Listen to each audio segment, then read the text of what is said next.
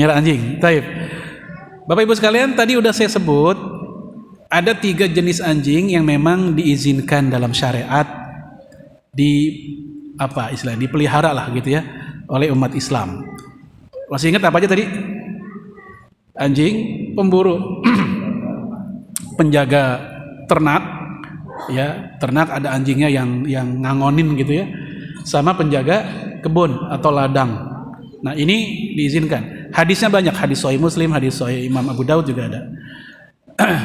Adapun kalau konteksnya adalah tentang najis tidak najisnya, karena orang kalau memelihara biasanya sedikit atau banyak khawatir pernah nyentuh kan. Namanya orang memelihara, nggak mungkin kan melihara nggak ada persentuhan. Biasanya pasti ada persentuhan juga, sehingga nanti berdampak pada nyentuh. Dalam fikih 4 mazhab, ada satu mazhab yang sangat longgar. Kembali ke tadi, mazhab apa ini? Malikiyah. Dalam mazhabnya Imam Malik, anjing itu sama sekali nggak ada najis-najisnya kecuali kotoran dan kencingnya aja. Hatta liurnya pun tuh nggak najis. Loh, bagaimana dengan hadis Bukhari yang berbunyi idza walago al-kalbu fi ahadi inaikum, kalau seekor anjing minum di bejana kalian, faksil sab'u marrat, cucilah 7 kali. Awalahun nabi turab, yang pertama pakai pasir, pakai tanah. Kata mereka, itu hadis bukan ngomongin tentang kenajisan liur. Itu hadis hanya menceritakan tentang tata cara nyuci kalau itu bejana dijilat sama anjing. Ya kita ikutin aja kayak gitu caranya. Bukan bermakna itu liur najis. Mana kalimat najisnya? Nggak ada. Itu kata golongan Malikiyah. Bulu kayak segala macam. Sementara yang paling ketat mazhab Syafi'i, di mana Imam Syafi'i adalah muridnya Imam Malik. Apa kata golongan Syafi'iyah? Itu anjing itu semuanya najis. Ya, mau kulit, mau bulu, apalagi kotorannya sama kencingnya, terus juga liurnya juga jelas, darahnya, dagingnya semua najis. Dari mana dalilnya? Hadis yang tadi, yang jika seekor anjing minum itu kata mereka seperti Imam Ghazali, ya kalau air liurnya najis, maka apapun yang keluar dari pori-pori tubuhnya juga najis. Kias, dia pakai kias. Liur keluar dari pori-pori pencernaan mulut, ya lidah atau apalah gitu, ada kelenjarnya. Maka keringat pun yang dari tubuh anjing itu termasuk bagian darinya. Dan ditambah lagi anjing punya kebiasaan menjilat-jilati tubuhnya, sehingga kenajisan itu jadi nyebar kemana-mana. Ini mazhabnya Syafi'i, sangat ketat, najis semuanya. Kemudian yang tengah-tengah di antara kedua ini adalah Maliki dan Hambali. Kata mereka anjing itu najis hanya di liurnya saja, berdasarkan hadis yang tadi. Karena ketika disuruh untuk dicuci sampai 7 kali, kemudian pakai pasir, itu tanda liurnya anjing itu najis mughalazoh, najis berat. Kalau najis biasa mah nggak mungkin gitu-gitu amat nyucinya, cukup sekali juga beres. Tapi ini berkali-kali sampai pakai tanah segala, itu najis berat.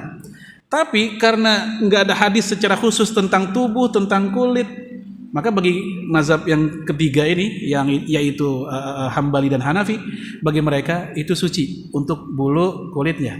Dan mereka punya tambahan data sejarah atau dalil dalam hadis Bukhari di masa Rasul, anjing bolak-balik di masjid di zaman Nabi. Dan para sahabat tidak ngusir, tidak menyiram bekas injekannya. Maka itu tanda menurut kelompok yang ketiga ini, secara fisik anjing itu tidak najis, dia hanya najis liurnya. Jadi ada 3 pendapat dalam masalah itu. Maka di saat kita ngelihat saudara-saudara kita di Sumatera itu kayaknya biasa gitu gendong anjing segala macam, ya kita berbaik sangka.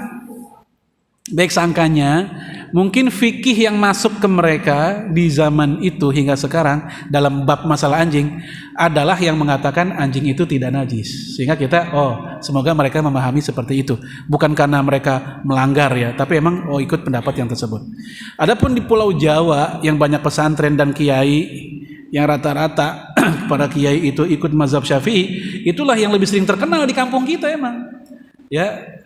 Sampai 2 pekan 3 pekan lalu ada orang WA ke saya kena was-was.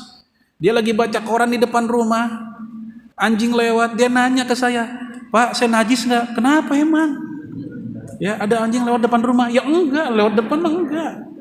Ya, kecuali kalau lewat sama dia dipegang-pegang segala macam. Ya, kalau pakai mazhab Syafi'i ya, ini udah saking was-wasnya. Itulah kondisi di Jawa begitu kondisinya. Artinya sangat ketat dalam mazhab Syafi'i. Nah, dengan demikian saya berharap semoga kita jadi agak lebih lega hati dan pikiran kita ketika memandang saudara kita yang agak beda. Kok dia muslim tapi kok megang-megang anjing? Mungkin dia ikut pendapat yang tadi itu. Ya, Imam Abdul Walid Al-Baji, mazhabnya Imam Malik, dia pernah cerita salah satu gurunya tilawah Quran sambil ngelus-ngelus anjing. Tilawah, ngelus-ngelus anjing. Lalu murid-muridnya kaget, nanyain gitu. Kok kayak begini? Ya, lalu dia jawab, seandainya Imam Malik masih hidup, niscaya dia bukan mengelus anjing, tapi singa pun dia elus. Kenapa? Karena saking enggak amannya zaman sekarang. Maka bukan hanya miara anjing, singa pun akan dipiara buat ngamanin rumah. Jadi di mazhab Imam Malik itu emang sangat, tadi saya katakan, kendor. Kita nggak bilang liberal ya, kita bilang sangat longgar dibanding mazhab yang lainnya. Wallahu a'lam bishawab. Ya.